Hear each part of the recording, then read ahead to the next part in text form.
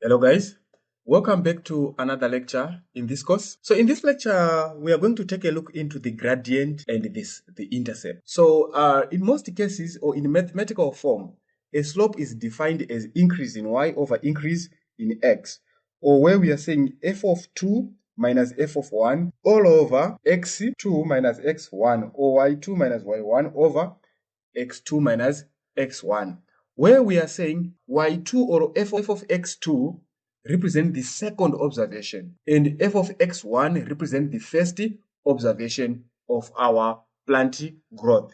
So for example, if we are to create the function using Python, for example, we need to create the function using Python code. We just define our function here, then let us call it a slope. Okay. Our coordinates always start with x1 and the x1 and y2. This is how we represent our coordinates. Then also we have the x2 and the y2. So this is our function and we've passed our parameters there. So we are saying now m, which represent our gradient. In mathematics, we all know that m represent the gradient. So m, our gradient, is equals to y2 minus y1. Okay, our second observation minus the first observation, divide all over, divide by, so we are dividing it by the x2 minus x1. So x2, which is the second observation, minus x1, as you can see here. Then we return our gradient. Return our gradient. So what we can do here, let us print. So we are going to print our gradient, which is our slope. And let us pass now the parameters for x1 and y2, x2 and y. This one should be y1. This one should be y1. Yes, y1. Excellent. Okay, then let us pass our values. Here, let us put it, let us say 50 for x1, then y1, let us say 150, then x2, let us say 100, then upper, now let us say here 300.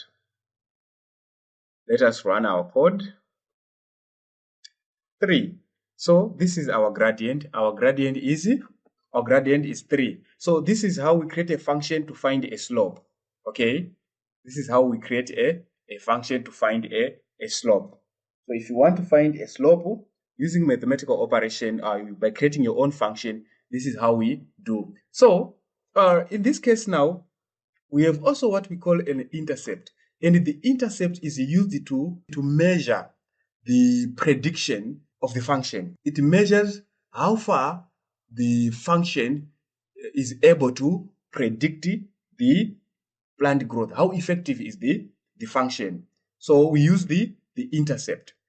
And the intercept is always happen in the y-axis when x is equals to 0. So in most cases, to find the y-intercept here, we can call the numpy function. And in numpy function, we have a polyfit, the polyfit function. This function, it even gives you the gradient and gives you the intercept. So we can use that function to predict our data. So we can this can help us to avoid from creating a function like this. What we can do, we can call the numpy function, and this numpy function gives us what we are looking for. Let us create a few coordinates. Let us say x is equals to numpy dot array. Okay, then in this array, let's say 50 and 150. Then let us create the y coordinates array. Y is equals to numpy dot array. And in this, we are going to put 100 and 300 here.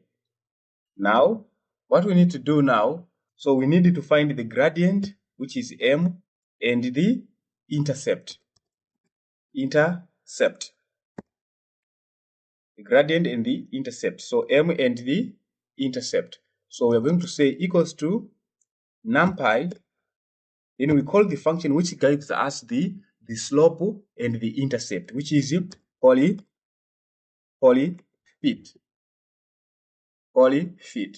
Okay, so this function, it retains the slope and the intercept. So what we can do now, let us pass the y and the x coordinates, and let us also pass the let us specify the degree of the function by putting 1 there.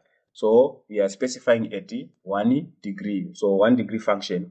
So now what we can do, let us print our gradient as well as our intercept. Let us run.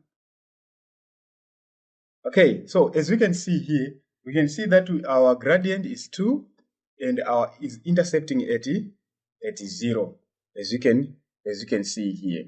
Okay, so this is all for this lesson. Thank you for watching. See you on the next lesson. Bye bye.